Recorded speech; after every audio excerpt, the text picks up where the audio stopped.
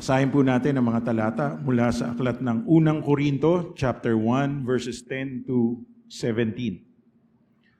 Mga kapatid, ako'y nakikiusap sa inyo sa pangalan ng ating Panginoong Hesukristo. Magkaisa kayo at huwag magkabahabahagi, maging sa isipan at maging sa layunin, sapagkat ibinilita sa akin ng mga kasamahan ni Chloe na kayo raw ay nag-aaway-away. Ito ang tinutukoy ko. May nagsasabing kay Pablo ako, may nagsasabi namang ako'y kay Apolos, may iba pa ring nagsasabing kay Pedro ako, at may iba namang nagsasabing ako'y kay Kristo. Bakit? Nahati ba si Kristo? Si Pablo ba ang ipinako sa krus para sa inyo? Binautismohan ba kayo sa pangalan niya? Salamat sa Diyos at wala akong binautismohan sa inyo maliban kina Crispo at Gaius. Kaya hindi ninyo masasabing kayo'y binautismohan sa aking pangalan. Ako nga rin pala ang nagbautismo sa pamilya ni Estefanas. Maliban sa kanila'y wala na ako natatandaang binautismohan ko.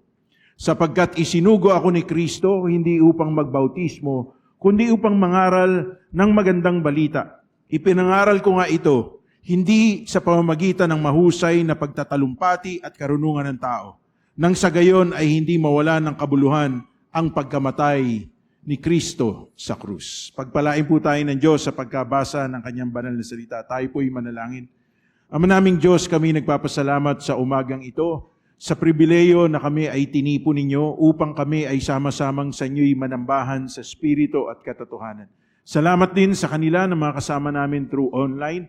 Pagpalain niyo ang buhay ng bawat isa ngayong umagang ito, na nagnanais na kayo ang maluwalhati, maparangalan at maitaas sa aming buhay. Hayaan ninyo ang banal na Espiritu ang siyang maging dakilang tagapagturo po namin. Gamitin niyo po lamang ang kasangkapan at kayo ang Diyos na umakay po sa amin sa landas ng katwiran upang kami ay makapamuhay ng may kabanalan at kalugod-lugod po sa inyo. Maraming salamat sa lahat po ng ito. Sa inyo po namin binibigay ang pinakamataas ng lahat ng pagluwalhati sa pangalan lamang ng aming Panginoong Jesus. Amen. Palakpakan po natin ang Diyos. Nakakaupo na po kayo. Isang kagalakan na muling makita po ang bawat isa po sa inyo. At hindi po natin namamalayan, we are already in the last quarter of the year 2024. Imagine that, di ba? Salamat sa masaganang biyaya ng Diyos na nararanasan po ng bawat isa po sa atin.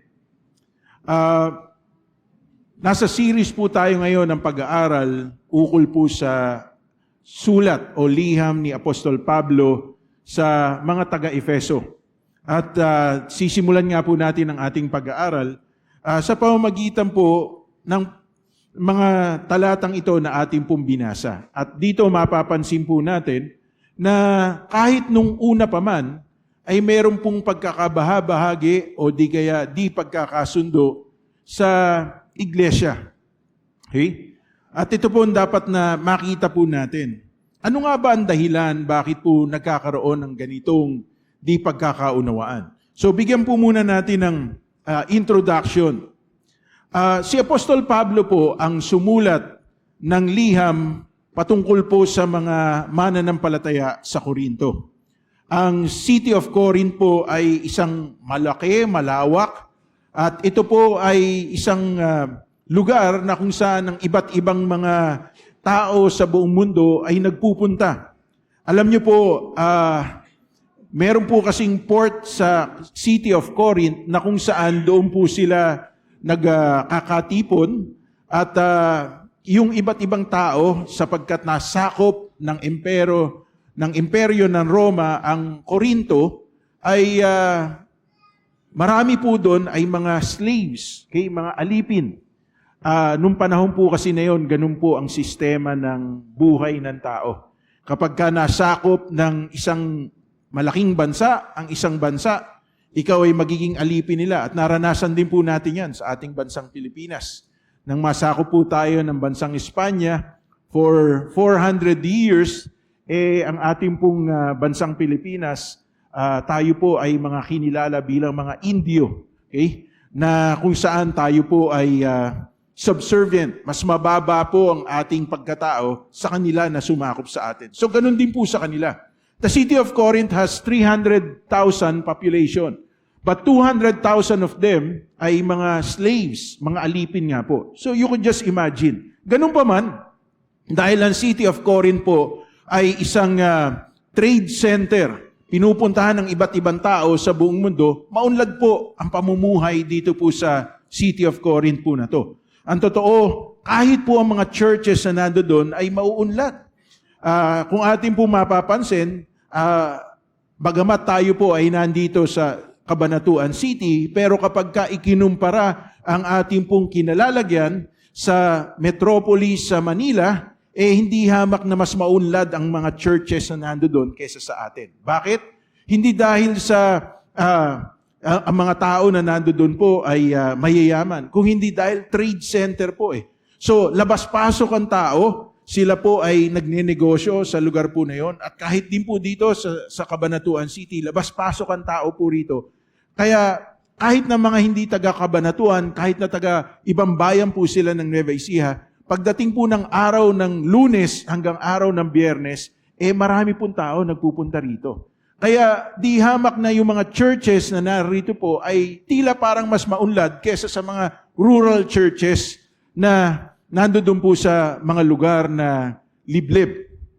Kaya lang mga kapatid, ang city of Corinth po, kahit na maunlad po sila, sagana din po sila sa pamumuhay na hindi kalugod-lugod sa Diyos. Bakit? Sapagkat andun ang temptation. Okay? Kung saan maunlad ang lugar, nandoon din po ang lahat ng gawa ng kasalanan. Okay? At hindi ko na po kinakailangan isa-isahin po yun sa atin. Bakit? Sapagkat ang tao po, naghahanap po sila ng kapayapaan, ang tao po, naghahanap po sila ng security, ang tao po, naghahanap sila ng bagay na makapagbibigay kagalakan o kasiyahan sa buhay po nila. At kapag ka ito po ay hindi nila hinanap sa Diyos, ibabaling nila to sa mga bagay sa mundong ito, maging sa mga maling relasyon. So Paul admonished them to live their lives in holiness. Likewise, love is the greatest of all gifts. So, all throughout the entire month of March, pag-aaralan po natin to. Yung sinasabi po ng aklat ng unang Korinto na dapat matutunan ng bawat isa po sa atin. Para madali po natin maunawaan, ito po ang graph, okay? Ang tabulation, para makita po natin kung ano po ang sinasabi po ng aklat ng Korinto. Okay? Sa 1 Corinthians chapter 1 hanggang 1 Corinthians chapter 4, makikita po natin ang iba't ibang mga issues, divisions in the church. While sa 1 Corinthians chapter 5 and verse 6, makikita naman natin yung disorder in the church o mga di kaayusan na naroon po sa iglesia. And then, makikita natin sa 1 Corinthians chapter 7 hanggang 1 Corinthians chapter 16, makikita na po natin yung difficulty inside the church. Na kahit na nag-ooperate sila sa gifts ng Holy Spirit, kahit na makikita natin, nagmamanifest sa kanila ang mga kapangyarihan ng banal na Espiritu, pero merong diwasto sa kanilang pamumuhay. Kaya nga sinabi ni Apostol Pablo sa unang Korinto chapter 13 verse 13, sinabi niya, now, these three things abide. Ang tatlong bagay na to ay mahalaga. Faith, hope, and love. Pananampalataya, pag-asa, at pag-ibig. Pero ang pinakadakila sa lahat ng ito ay pag-ibig. Bakit? Sapagkat ang pag-ibig ay nagtatakip sa lahat ng kasalanan. So, mapapansin po natin mga kapatid, bakit nga ba sa kabila ng inibig tayo ng Diyos, tinubos tayo ng Diyos, pinatawad tayo ng Diyos, at binigyan tayo ng Diyos ng pagkakataong sa Kanya'y kumilala at tumanggap. Bakit nga ba sa kabila ng lahat ng yun, nagkakaroon pa tayo ng di pagkakaunawaan. Nagkakaroon pa tayo ng pagtatalo-talo. So kagabi, habang ginagawa ko to, nakita ng misis ko kung ano yung ginagawa ko. At sabi niya, matagal na tayo hindi nag-aaway. Mag-aaway nga tayo. Pero bakit sa inyong gusto ng ganun? Binibwisit lang ako ng misis ko eh. Okay? Pero ganun pa man, mga kapatid, gusto kong maunawaan po natin. There are divisions in the church for the simple reason na magkakaiba po tayo ng pagkatao. Magkakaiba po tayo ng karakter po natin. We are different individuals who grew up in different cultures, in different principles, different standards na meron po ang ating mga pamilya. Sa amin po, kapag ka po kami ay kumain, hindi pwedeng kami kumain ng nakakamay. Very prim and proper po ang tatay ko. So, tatay ko nga, kumakain sa hapagkainan. Kapag kayo na nakasando, ang gagawin po nun, magpopolo pa. Magsusuot pa ng polo para kumain lang. Sabi niya, hindi ka dapat nag-disgrace sa pagpapala, sa biyaya ng Diyos. Saka naman nakakita nun. Tatay ko yun eh. Sa amin po, pagka kumakain, hindi pwedeng nakataas ang paa. Sa upuan, hindi pwedeng nakaganon. Kinakailangan pag kumakain ka, talagang maayos.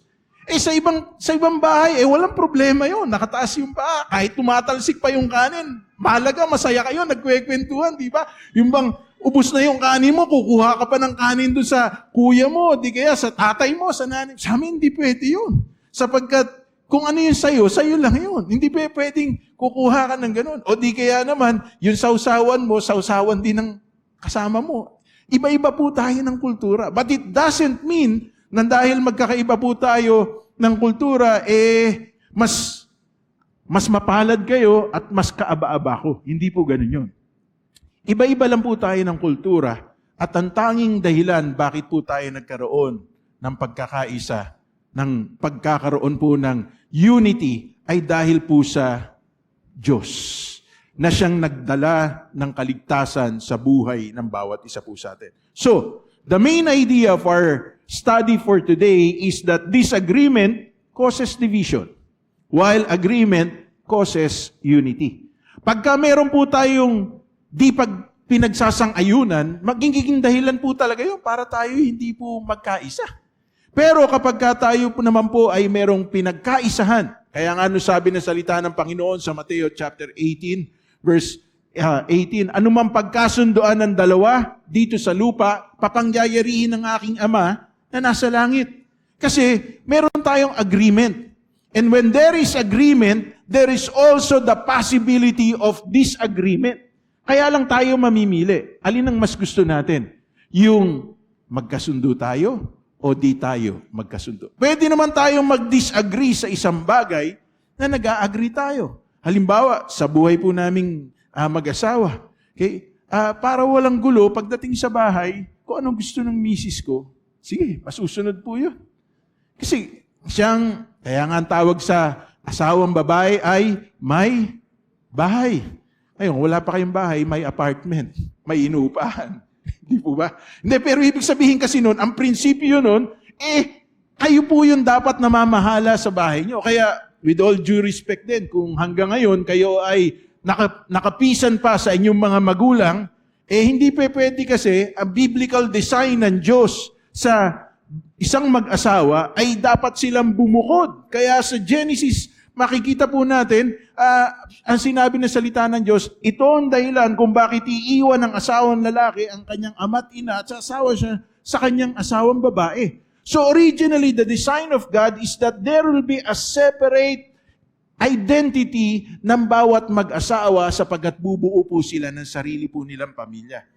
Pastor, hindi pa namin kasi kaya kami po ay nakapisan pa sa aming mga magulang. Ang tanong, hanggang kailan nyo hindi kaya? Hanggang kailan kayo pipisan sa inyong magulang? Kasi mahirap kapag kayo ay nagtalo, pwede pa naman kayo mag-away mag-asawa na, galit ako sa iyo. Ako din, galit ako sa iyo. Kasi pabulong kayo nag-aaway. Di ba? Walang problema kung sarili niyo yung pamamahay, kahit nangungupahan kayo, kahit lahat ng plato niyo, iitsa niyo. Mahalaga sarili niyo yung bahay. Di ba? At ito pa, madalas na pinag-aawayan po ng lolo't lola, pati ng mga anak. Kapag yung apo na po ang dahilan at dinidisiplina ng sariling magulang, makikita ng lola, naku, yung apo ko, pinapalo ng manugang ko, naku, yung manugang ko na yan eh. Diba? Mag-aaway talaga kayo. Now, look at it this way. Pwede tayo magkaroon ng disagreement na nag-a-agree tayo. Sa paanong paraan? Pagdating sa pagdidisiplina sa apo, kinakailangan magulang ang masusunod dyan. Kasi magulang siya. Nung magulang kayo at dinidisiplina niyo yung anak niyo, pinakailaman ba kayo ng sarili niyong magulang? Kaya dapat merong tayong agreement kahit na hindi tayo nagkakasundo. Aba, ibang usapan na pag sinako na po yun, ibinitin sa puno at sa pagkatapos pinagdos-por-dos po yung apo nyo. Ibang usapan yun. Pero wala namang gumagawa nun ngayon. Mababantay bata kayo, di ba? Kaya lang eto po yun. I want us to understand. We can agree on something even though we disagree each other. Halimbawa, pwede po kasi na tayo po ay magkasama, pero to maintain the peace, to maintain the order, to maintain yung pong ating pong pagkakaroon po ng kaayusan. Kapag ka nagagalit yung asawang babae, tumahimik ka bilang asawang lalaki. Kasi pag kayo ay nagsabay, magpapang-abot kayo at mas malaking gulo po ito. Ganon din po sa kumpanya, ganon din po sa loob ng classroom, ganon din po sa loob ng church. Sapagkat pag sinabayan natin ang isa't isa, mas malaking gulo po ito. So, pag-aralan po natin. Maiksi lang po itong pag-aaral po natin. Why are there divisions in the church? Bakit ba? Mayroong pagkakabahagi sa loob ng church. Teka muna, i-define po muna natin. Ano ba ang ibig sabihin po ng church? Church came from the Greek word ekklesia, na ang ibig sabihin nito, the called out ones. Ito sila yung mga tinawag mula sa saan ba tayo tinawag ng Diyos? Tinawag tayo ng Diyos mula sa pamumuhay na magulo, tinawag tayo ng Diyos mula sa pamumuhay na makasalanan, tinawag tayo ng Diyos mula sa kaharian ng kadiliman upang dalhin tayo sa kaharian ng kaliwanagan. Upang dalhin tayo sa kaharian ng Diyos na nagdudulot po ng biyaya at pagpapala sa atin. But even though tinawag tayo ng Diyos mula sa kaharian ng kadiliman, sa kaharian ng kaguluhan at kasalanan, still, nandito pa rin po tayo sa mundong ito. So, bagamat binigay ng Kristo sa atin ng tagumpay, pero kinakailangan pa rin natin ipaglaban yung tagumpay na ibinigay sa atin ni Kristo. Ito ngayon, dito po pumapasok ngayon yung pagkakabahabahagi. Bakit?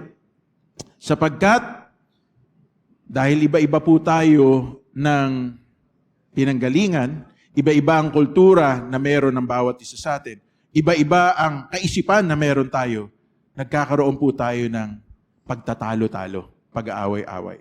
Sabihin nga po natin, quarreling. Yan. Sino kaya ang magagaling dyan, di ba? Quarreling. Okay?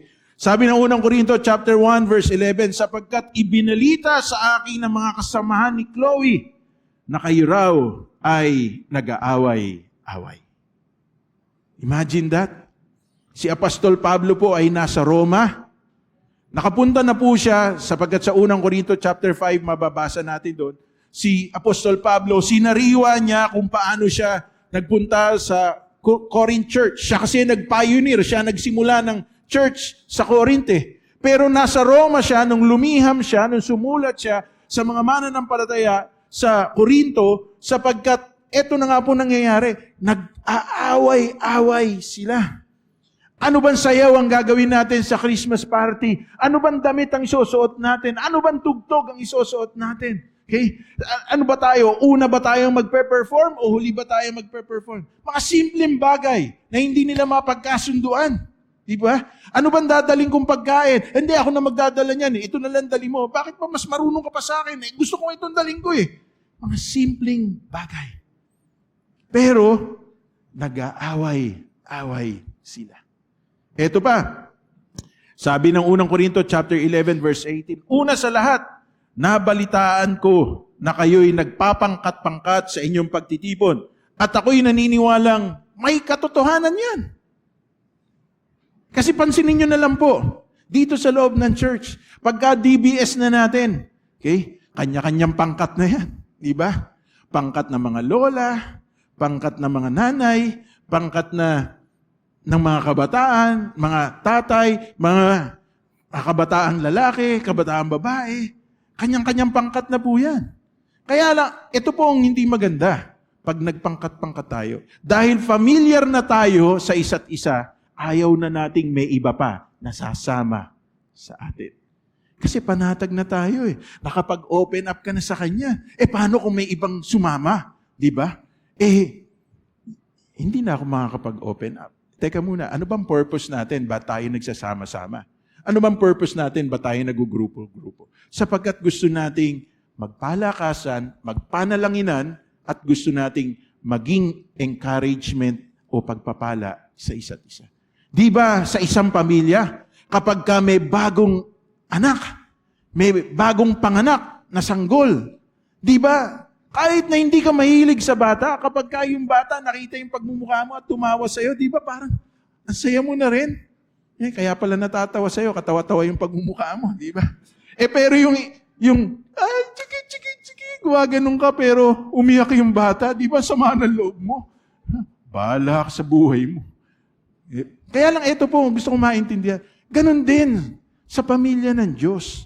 Kapag ka meron tayong bagong kapatid, okay, dapat masaya tayo sapagkat may opportunity tayong mailapit siya sa Panginoon, matulungan siya na lumago sa pananampalataya sa Panginoon. Hindi yung i-ostracize natin, i-isolate natin. Hindi, kami dito, may exclusivity kami dito. Kami lang, kayo lang. Hindi pwedeng ganun.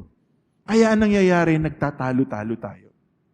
Di ba masaya kapag may bago kang kaibigan? At mas masaya kapag yung kaibigan mo na yon, totoong naakay mo, papalapit sa Panginoon. So that is our responsibility. Ang problema, kaya nagkakaroon sila ng quarreling sapagkat, teka muna, saan ba galing tong tao na to? Okay, ang dami niyang alahas. At kumbaga sinusukat natin yung pagkatao nung tao sa panlabas niyang itsura. O di kaya naman pag nadinig na nating magsalita at nagpatotoo, ang yabang niya naman. Di ba?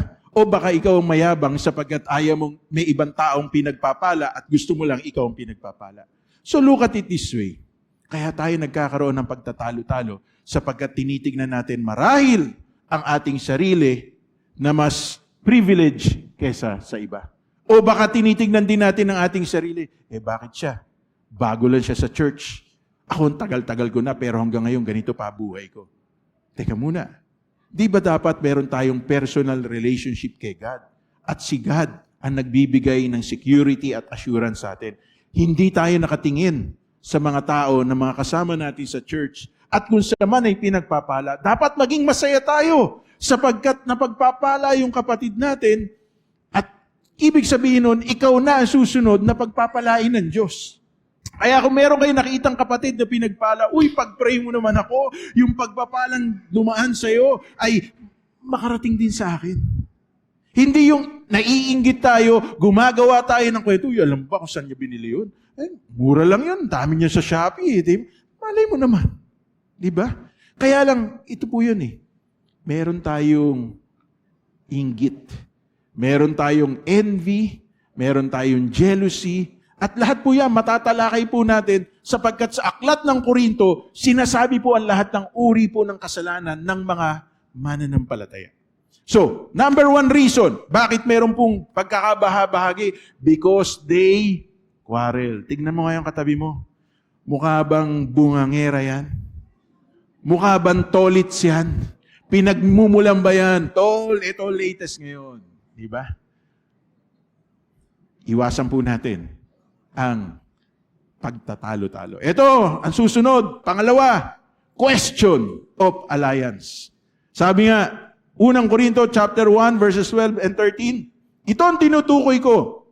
May nagsasabing kay Pablo ako, may nagsasabi namang ako ay kay Apollos. May iba pa rin nagsasabi kay Pedro ako, at may iba naman nagsasabi ako ay kay Kristo. Bakit? Nahati ba si Kristo? Si Pablo ba ang ipinako sa krus para sa inyo? Binautismuhan ba kayo sa pangalan niya? So, dito natin makikita mga kapatid, hindi kasi maiaalis yung personality complex. Yung para bang, may darating na artista. Kahit na ang dami-daming tao, dahil gusto mo makita yung artista niyo, makikipagsiksikan ka. Paano kung dumating lang ako? Sino ba ako? Di ba? Me, you, me. Ito po yun Kahit sa loob ng church, Sino magpipreach sa Sunday? Ha? Di ba? May magme-message pa nga sa akin, Pastor, kayo ba magpipreach sa Sunday? Bakit po? Tatanungin ko. Kasi po gusto ko sanang umattend. Sige po, umattend kayo. Di ba? Pero hindi ko sinasagot kung ako magpipreach. Merong iba naman, hindi kasi natin maiaalis. Kaya nga, kung tayo ay naglilingkod sa Panginoon, ibigay natin yung the best natin para sa Panginoon. Iba-iba po tayo ng gifting. Iba-iba po tayo ng kaloob mula sa Panginoon. Pero pag pinaghusay po natin, binigay natin yung pinaka-the best natin, hindi naman tao ang magbibigay ng gantimpala sa atin. Ang magbibigay ng gantimpala sa atin, walang iba, kundi ang Panginoon. Sabi ng unang Korinto, chapter 3, verse 4, kapag sinasabi ng isa, ako'y kay Pablo, at ng iba, ako'y kay Apolos, hindi ba't palatandaan yan na kayo'y namumuhay paayon sa laman? So, ibig sabihin, wala tayong maturity. Ano sabi ng Hebrews chapter 12, verse 2? Look unto Jesus, the author and the finisher of your faith. Kaya tayo nagpupunta sa bahay-sambahan para tayo'y sumamba sa Diyos, makapakinig ng salita ng Panginoon at maluwalhati ang Diyos sa ating buhay. Pero, dapat maunawaan natin, hindi tayo sa tao naglilingkod. Hindi tayo sa tao nakatingin. Kaya lang, ito rin ang dapat maunawaan natin. Bakit ba ako nakabarong ngayon? Kasi first Sunday. Bakit ba ako nakaputi? Kasi first Sunday. Pag first Sunday, may Holy Communion tayo. And it has been the custom of our church na kapag ka Sunday, first Sunday, talagang nakaputi tayo. Yun ang paraan ng ating pagpapahalaga sa Holy Communion. So kaya po kami nagpuputi. Pero pwede naman ako mag-itim. Kaya lang, gusto ko makita ninyo pinaghahandaan natin ang mga bagay para sa Diyos. Yung mga bagay na ginagawa natin para sa Panginoon, dapat the best yung ibinibigay natin para sa Panginoon. Hindi yung kung ano yung nakasanayan lang natin. Pansinin po ninyo, merong iba sa inyo, pag nagbibigay ng kaloob sa Panginoon, okay? Bukod sa hindi na nakasobre, lukot-lukot pa yung pera.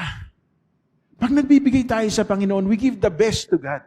It doesn't matter kung magkano yung amount, pero kung yun yung the best mo, dapat yan, Sabado pa lang, nakaayos na yan.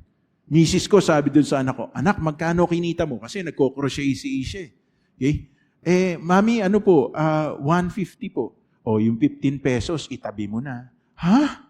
Itabi mo kasi 10% yun. Okay, meron pa akong kinita na ganito. Yung 10% nun, ibigay mo para sa Panginoon. Kasi kung habang bata pa sila, natuturuan na natin sa kanila, sila ng tama. Pag lumaki sa sila, hindi struggle sa kanila yung pagbibigay para sa Diyos. Ito po yun Sino ba si Pablo? Si Pablo po, abogado po siya ng salita ng Diyos. Ibig sabihin, bihasa siya. Alam niya ang sinasabi ng Old Testament. At siya po, kahit na siya nga ang dahilan kung bakit si Esteban ay binato hanggang sa mamatay. Sapagkat marami siyang alam sa salita ng Panginoon. Pero siya po ay kinatagpo ng Diyos. In Acts chapter 9, kinatagpo siya ng Diyos sa daan patungo sa Damasco, sapagkat ang sabi ng salita ng Panginoon, patutunayan ko sa kanya kung paano siya maghihirap dahil sa pangalan ko. Alam niyo si Apostol Pablo, pag nakita niyo, parang hindi niyo akalain na siya sumulat ng half of the New Testament. Sapagkat si Apostol Pablo ay isang ordinaryong tao lamang. Maliit lang siya. At ang sabi, nakakalbo na siya, tapos luwa pa yung kanyang mata. Parang ordinaryong tao lang. Pero pag nabasa niyo yung mga sulat niya at pag nadinig niyo siyang mangaral, kakaiba. Kaya ang sinabi niya sa mga sumunod na verses sa unang Korinto chapter 1, pamula po verse 18 pababa, ipinahihiya ng Diyos ang mga marurunong at ang kinakasihan ng Diyos ay ang mga mangmang sapagkat hindi naman po nakadepende sa tao ang pagpapangaral ng salita ng Diyos. Ito'y nakadepende sa Diyos. Even though I stand here before you and preach to you the Word of God, pero yung conviction, wala sa akin. Ang conviction, nasa sa Diyos. So, hindi question, sino ba mangangaral? Ako ba? Si Pastor Ding ba? Sister Cathy ba? Sino pa ba ang mangangaral? Hindi. It's a question of kanino ka ba talaga nakaisa? Sa Panginoon ba o sa tao? Pero meron tayong preferences bilang tao. Yung iba sa inyo, nakikinig kayo ng ibang online preaching, nakikinig kayo, ma-attend kayo sa ibang church. Wala pong problema ro. Ang mahalaga, lumalago ka ba sa pananampalataya mo? Kasi kahit saan ka pumunta, kahit ikumpara mo ang lahat ng pastor, sa kanino pa mang pastor, kahit na ikumpara mo ang ibang church, sa church na kinabibilangan natin, kung wala kang paglago sa pananampalataya, kawawa ka. Kasi nakadepende ka sa tao. So this is my challenge to every one of you.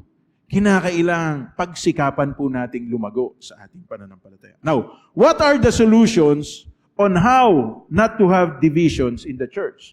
Ano ang mga solusyon para mawala po yung pagkakabahabahagi sa loob ng church? Una, we must be united in mind and purpose. Kinakailangang kaisa tayo.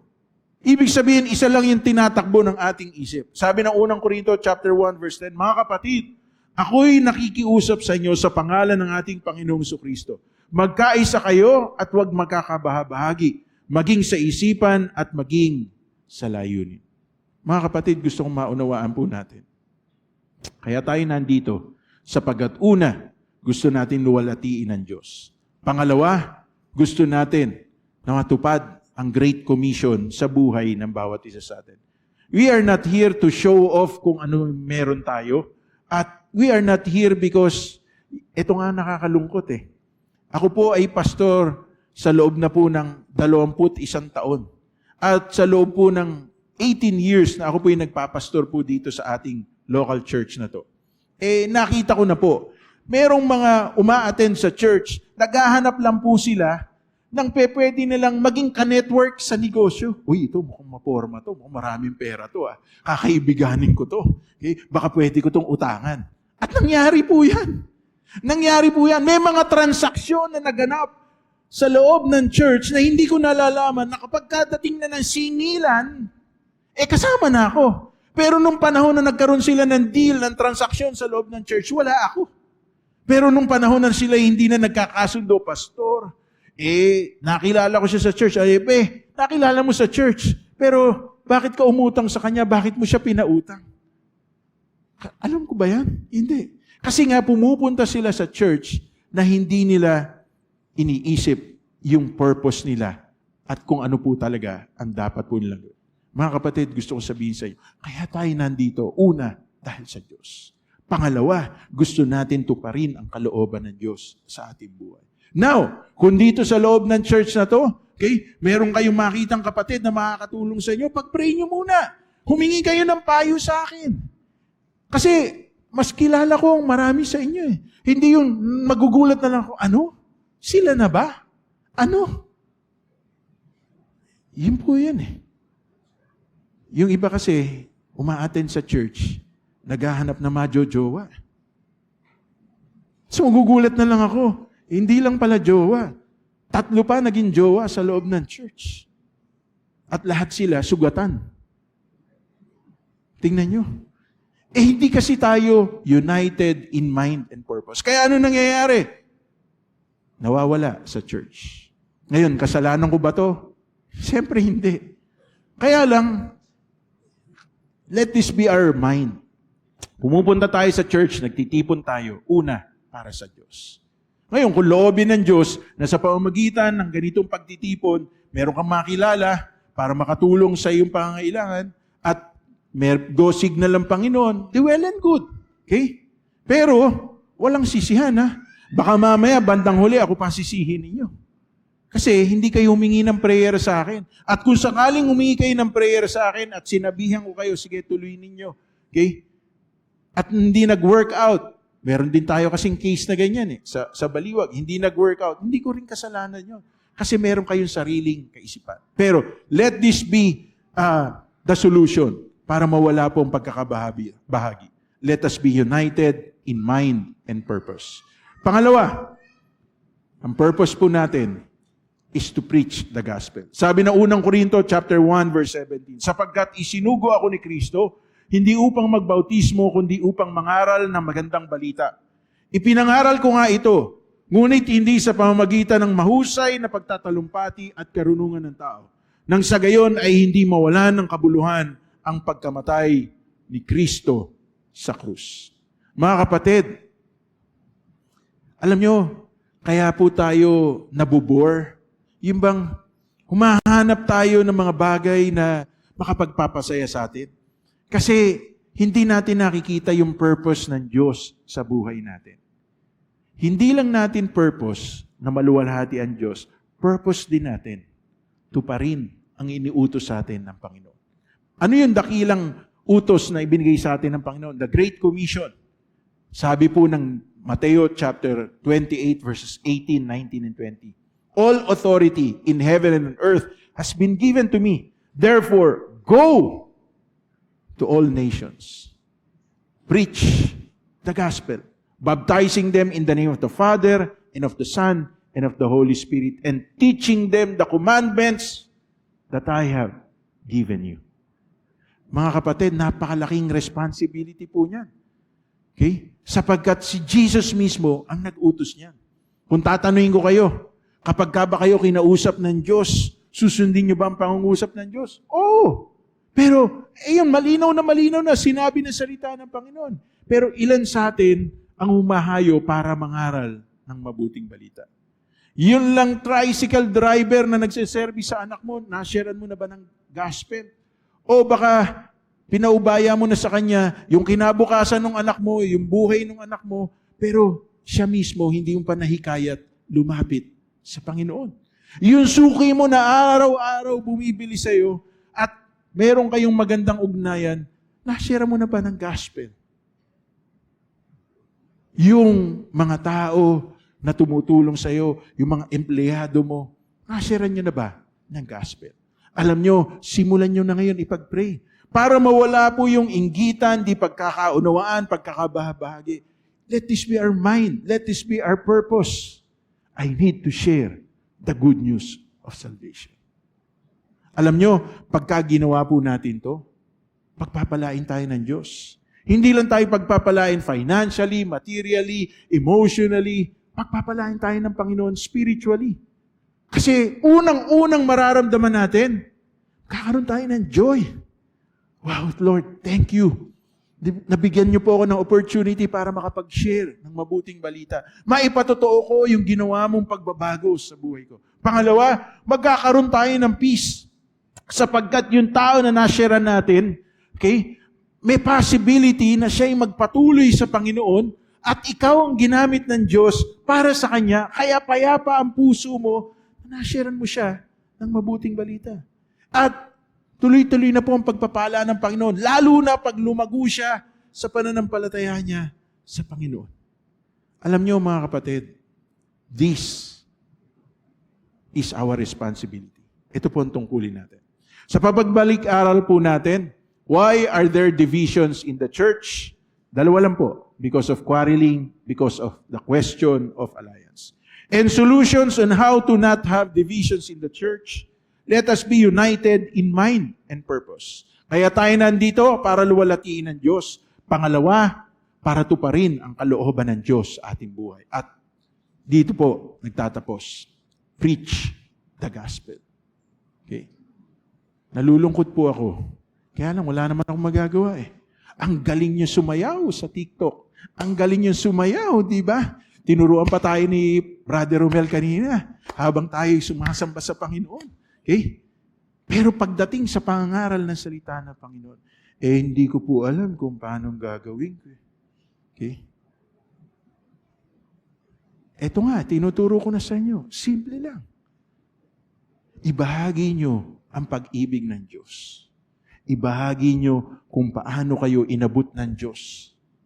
Last Sunday, pinatayo kayo ng misis ko, yung ilan na tumayo dito sa harap. At tinanong kayo, anong kahibangang ginawa mo dahil sa pag-ibig? Okay? Merong nagmahal ng maling tao. Okay? Nagmahal ng hindi nagpaalam. Merong nagmahal na sinuwayang magulang. Okay? Parang kanta lang yun. Hahamakin ng lahat. Maging sino ka man. Dahil sa pag-ibig, di ba? Pero pagdating sa Panginoon, tatanungin ko kayo, di ba natin mahal ang Diyos? Di ba lahat tayo nagmamahal sa Diyos? Bakit hindi tayo makagawa ng kahibangan para sa Panginoon? Crazy things for God. Kasi nga, ayaw natin na pagtawanan tayo. Pero, sasayaw kayo sa harap ng camera. Di ba? You would do things para maging katanggap-tanggap kayo. Now, let this be our conclusion. The gospel that leads to salvation is what keeps us united in mind and purpose.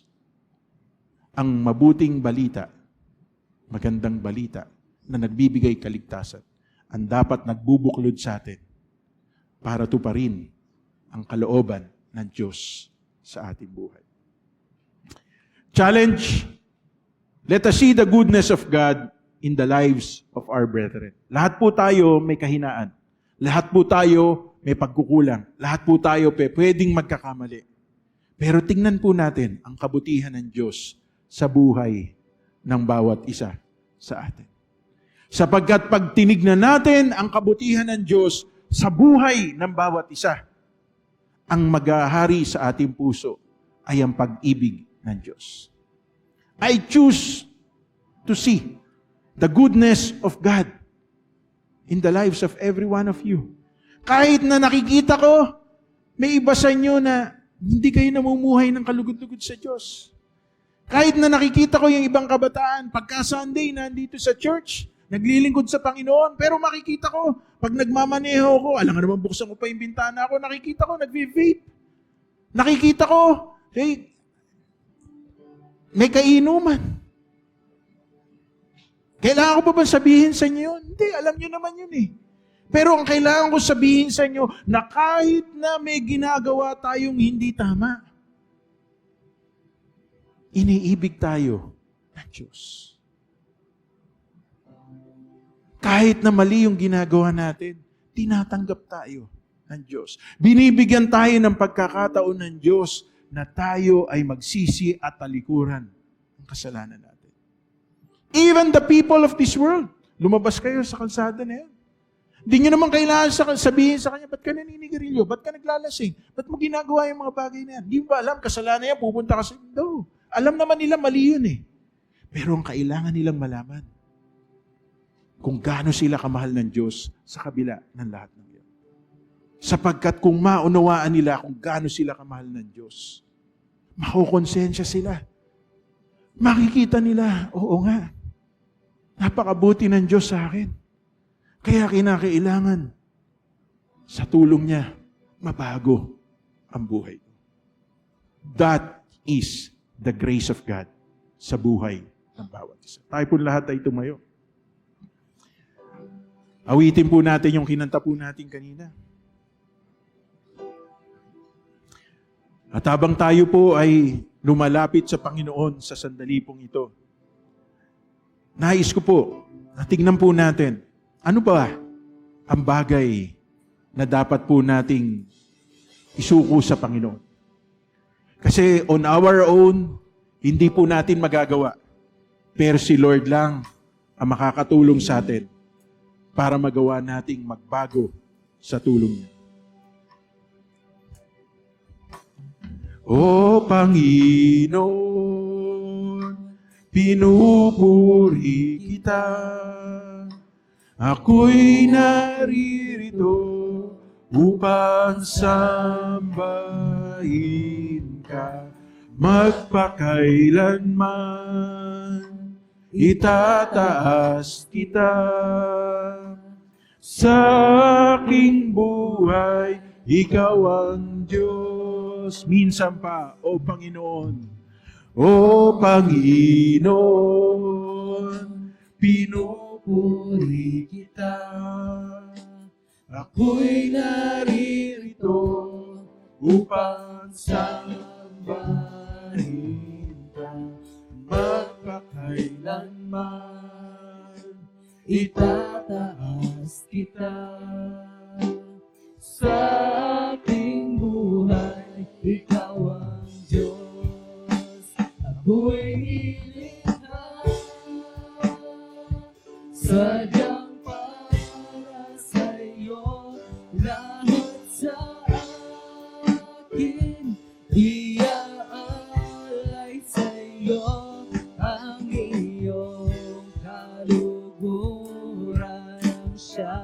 Nais ko maging kagalakan sa puso mo. Ako'y nilikha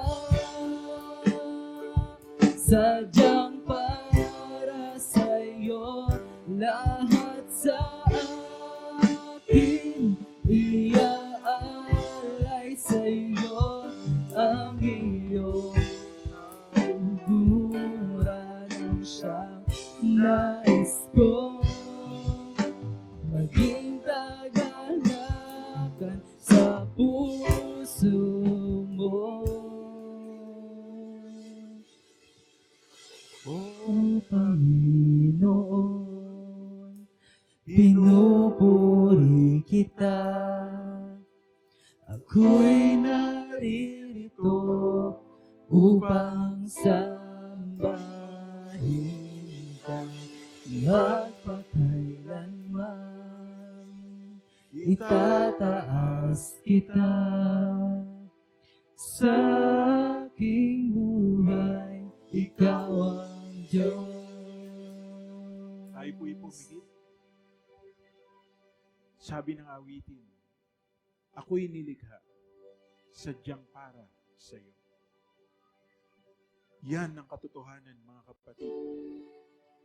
Nilikha tayo ng Diyos upang mabuhay para sa Kanya. Pero sa kabila ng pagnanais nating gawin ang mga bagay na gusto natin para sa ating sarili, hindi tayo iniwan, hindi tayo pinabayaan ng Diyos. Sa kabila rin ng tayo'y kumilala at tumanggap sa Kanya at may pagnanais na sa Kanya ay lumapit at maglingkod, hindi rin tayo itinaboy ng Diyos. Kahit na meron tayong di pagkakaisa at di pagkakaunawaan. Ngayong umagang ito, mga kapatid, itong tamang sandali para maunawaan natin kung gaano tayo minamahal at iniibig ng Diyos. Kayo lang at ang Diyos ang nakakakilala sa inyong sarili. At ito ang tamang sandali para tayo'y humingi ng tawad sa Kanya. Ito rin ang tamang sandali para tayo ay magkaroon ng pagtalikod sa mga bagay na hindi nating naihingi ng tawad sa Diyos. Ito rin ang tamang sandali para tayo ay magkaroon ng resolution sa ating sarili na sa tulong ng Diyos, gagawa tayo ng pagkakaisa.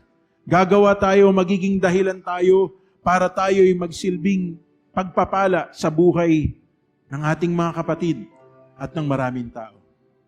At ipapangaral natin ang mabuting balita ng kaligtasan. Panginoon, sa umagang ito, narito po ang bawat isa po sa amin. Humihingi po kami ng tawad sa lahat ng aming pagkukulang. At nais namin, Panginoon, sa tulong at biyaya ninyo, ang buhay na meron kami ay maipamuhay po namin para sa kapupuri ng inyong pangalan. Tulungan niyo po kami. Hindi niyo inalis sa amin ang kalayaan magpasya. Hindi niyo rin po kami pinipigilan sa mga bagay na gustong gawin namin. Pero sa kabila ng lahat ng yan, ang inyong pag-ibig ay nananagana sapagkat nais ninyo na sa bawat sandali, makita namin ang inyong dakilang pagmamahal sa buhay po namin. Kaya narito po kami, Panginoon. Pinapayagan namin kayong kumilos sa aming buhay. Pinapayagan namin kayong baguhin kami. At hinihingi namin ng inyong masaganang biyaya para kami maging instrumento ninyo sa pagbabahagi ng inyong pag-ibig sa maraming tao. Maraming salamat po, Panginoon. Pagpalain niyo ang buhay ng aking mga kapatid. Katagpuin niyo ang bawat isa sa anumang pangangailangan meron kami. At higit sa lahat, gamitin niyo kami sa kabila ng aming mga pagkukulang po sa inyo. Salamat po. Ang pagpapala ng Diyos Ama, ang pag-ibig ng Diyos Anak at ang kapangyarihan ng Diyos Espiritu Santo ay sumaating lahat sa ngalan ng ating Panginoong Hesus. Ang lahat po ay magsabi ng Amen. Palakpakan po natin ng Lord. Makakaupo po kayo. Meron tayong pagsasalo-salo ng banal na hapunan. At habang ang ating po mga kapatid ay naghahanda sa pagdidistribute ng communion elements, meron lang po 2 pamantayan ng church sa sino pong makikibahagi sa banal na hapunan. Una, kinakailangan tinanggap natin si Jesus sa ating buhay bilang Panginoon at tagapagligtas. At pangalawa, kinakailangan po na tayo po'y walang kasalanang ipinamumuhay sa ating pong sarili. So, kung kayo po ay alam nyo na namumuhay ng ayon sa kalooban ng Diyos, maaari po kayong makibahagi ng banal na hapunan.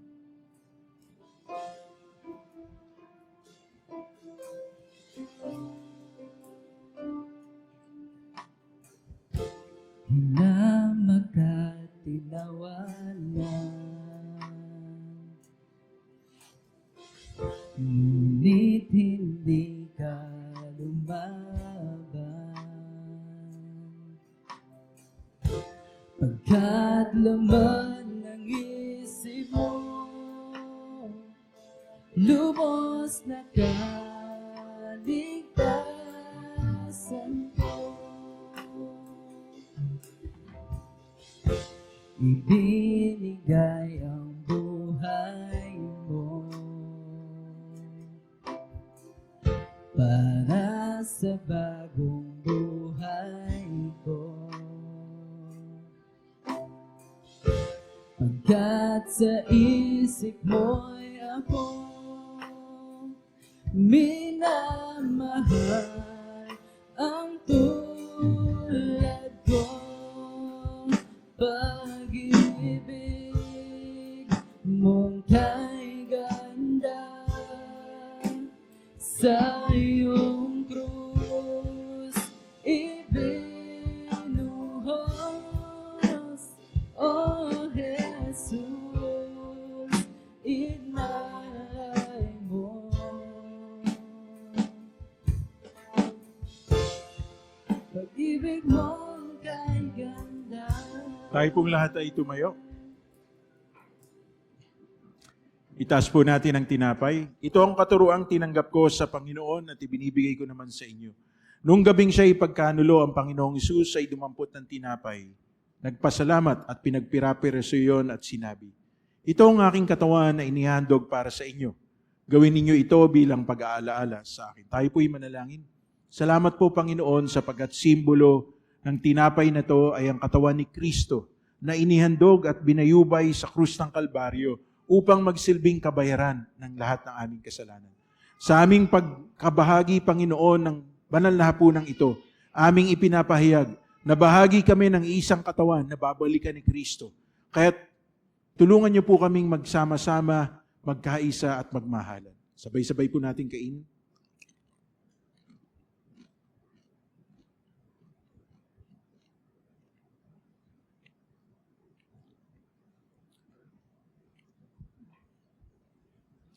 Matapos magapunan, dumampot din siya ng kopa at sinabi, ang kopang ito ay ang bagong tipan ng Diyos, na pinagtibay ng aking dugo. Tuwing iinumin ninyo ito, gawin ninyo bilang pag-aalaala sa akin. Sapagkat tuwing kakain kayo ng tinapay na ito at iinom sa kopang ito, ipinapahayag ninyo ang kamatayan ng Panginoon hanggang sa kanyang muling pagparito. Tayo po ay manalangin. Salamat po, Panginoon, sapagkat simbolo ng Diyos na ito ay ang dugo ni Kristo, na tumigi sa krus ng Kalbaryo upang hugasan at linisin ang lahat ng aming kasalanan at karumihan. Sa aming pag-inom ng juice, tulungan niyo po kami mapanatili ang aming buhay na malinis, kalugod-lugod at kaaya-aya sa inyo. Tayo po uminom. Salamat po, Panginoon, alinsunod sa utos na ibinigay niyo sa inyong mga alagad. Kami po ngayon ay nagsalo-salo ng banal na hapunan. Hindi lamang upang gunitain ang kanyang pagkamatay at muling pagkabuhay, kundi upang ipahayag din po na muli siyang babalik upang sunduin ang bawat isa sa amin. At habang kami nag-aantay, Panginoon, kami po ay bigkisin niyo sa isang pag-ibig na nagmumula sa inyo at tulungan niyo po kami, Panginoon, magsilbing pagpapala sa buhay ng maraming tao. Ito po ang aming samot dalangin sa pangalan ng aming Panginoong Jesus. Amen. Amen. God bless you po. See you again next Sunday.